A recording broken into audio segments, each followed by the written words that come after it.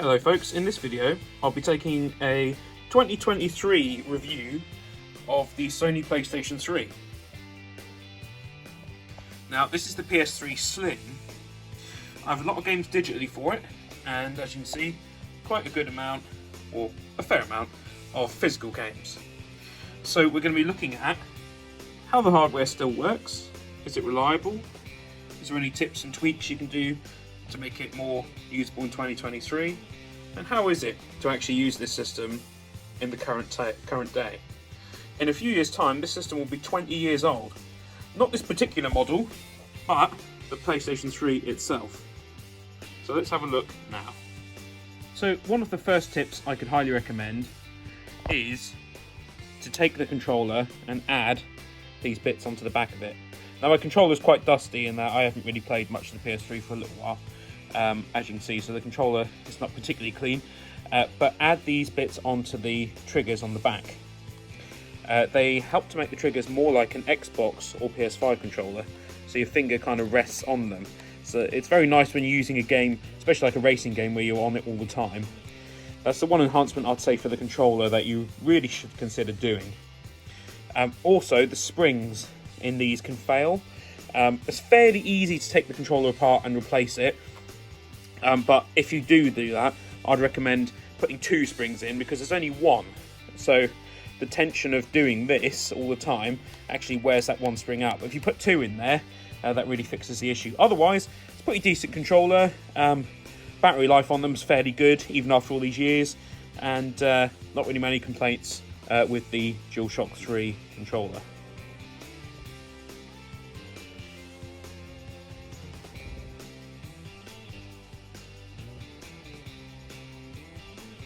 So in terms of the main menu, the system's still being updated. This had an update when I turned it on earlier on today. Everything still runs very smoothly, and obviously it doesn't support 4K, but it will support 1080p as well as Dolby Digital and whatnot.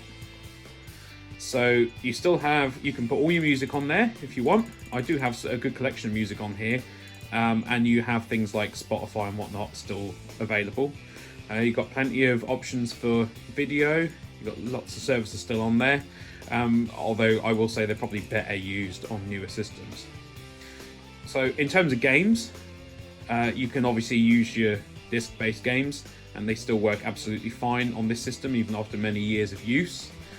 There's a lot obviously of digital games available, including some that may well not have been released on the newer systems, such as Ratchet & Clank 1, 2 and 3, which I can highly recommend if you haven't played them. They're all excellent. Nights into Dreams, excuse the loud volume. If you try and play that on a Sega Saturn, it can get slightly costly. So this is actually a fairly good way to get that. Metal Gear Solid 4, excellent game, never got released on other systems, which is strange really, because that was a big seller for the PS3 and it never came on other systems. So it might be worth getting a PS3 just for that. So you've got all the Yakuza games. Again, you can get things like Sonic the Hedgehog and Sonic Adventure on there. There's a lot of things on here that just haven't really come to the newer systems necessarily. You can get your PS1 games on here and you don't have to stream them, you can actually just download them. So I've got quite a few games, but I haven't downloaded all of them obviously because of limited space. It actually has an internet browser, but I wouldn't recommend using that in 2023 to be honest. And you've still got all your what's new section. So as you can see, that's taking an awful long time to load. Perhaps it's just because I haven't used the PlayStation Store on the PS3 in quite a long time. But this has been going on now for a good sort of, minute. I've kind of left it because no one wants to watch a video of a web page or store loading. Oh, here we go. Seems like we're finally about to get into it now. So the what's new section, I believe, probably will just take me into the store, but I'll come back in a second when it's fully loaded. The store is now fully loaded, but you can also see some annoying things here, such as you can no longer add currency to your device from the PS3 directly. So you'd need to go on the website or use your PS4, PS5 to add currency. So that's a bit of an annoying thing. to be honest with you.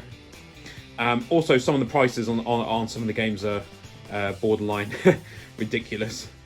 For example, £50 for Far Cry 4. I'm pretty sure you can get that cheaper on the new consoles, or you can get it for maybe £5 if you want to buy it used. It is a good game, but some of the prices are a bit ridiculous. £45 for Advanced Warfare, a bit mad.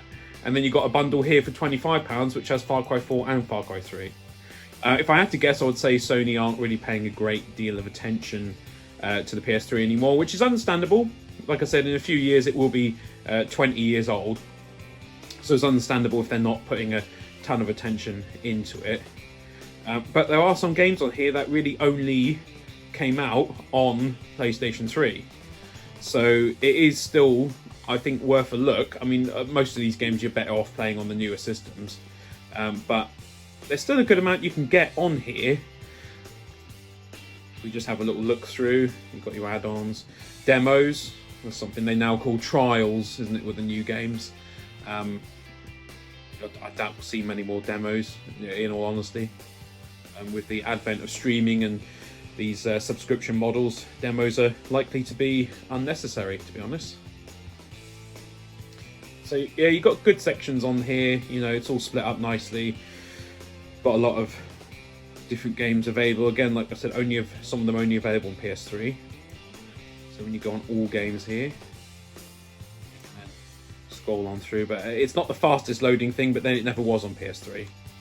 So let's come out of the store and see if there's a way that we can actually get some of these games perhaps to just show us for the older systems. Now, one thing you may well encounter if you use a system like this is that if you go to delete a game, such as I'm going to delete Yakuza 4 because I've got it on PlayStation 4. So if you go to delete it, not only does it take a long time telling you how big the data is, but it then takes a long time deleting. So I'll pause the video here and tell you how long it took afterwards. So that took about 2 minutes to delete that. Now, this is to some degree to be expected. These use mechanical hard disks, and obviously the SATA interface is from many, many years ago as well. Never mind the fact that the hard disks themselves age. So not the quickest, but then you wouldn't expect it to be as fast as PS5. It's just something to be aware of, really, as you're using the system. So I'll show you a game that I just recently bought running, and then we'll have a look at the prices of some of the games, and I'll show you a couple of listings on eBay.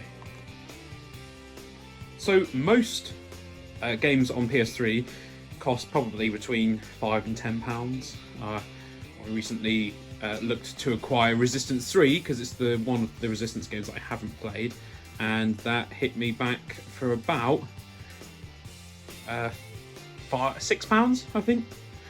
This game, on the other hand, was £32. Harder to get for some reason, or maybe it's just the fact that it's Metal Gear Solid. I don't know, but it was harder to get. So people would tell you play number 3 first, then play Peace Walker, then play Metal Gear Solid 2.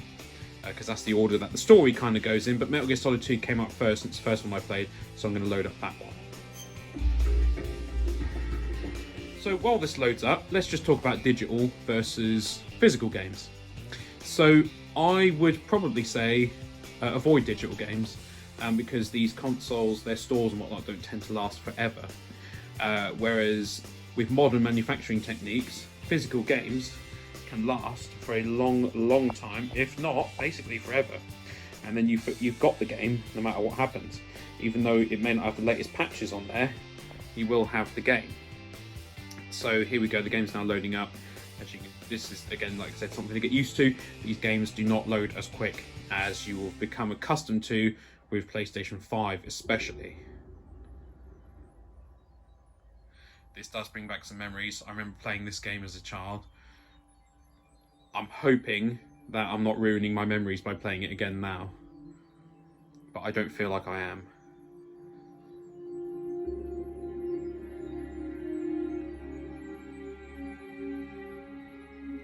So you can skip this part if you want. I'm just going to show you the intro to Metal Gear Solid 2.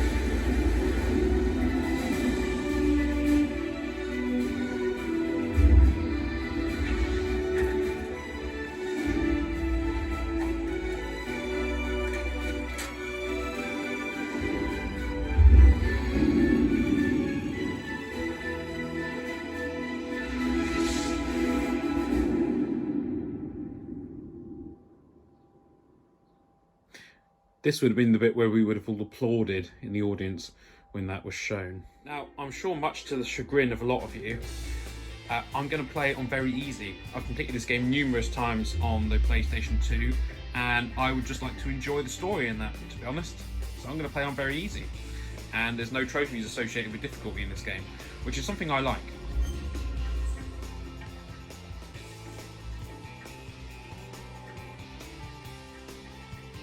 Let's go for Radar Type 1.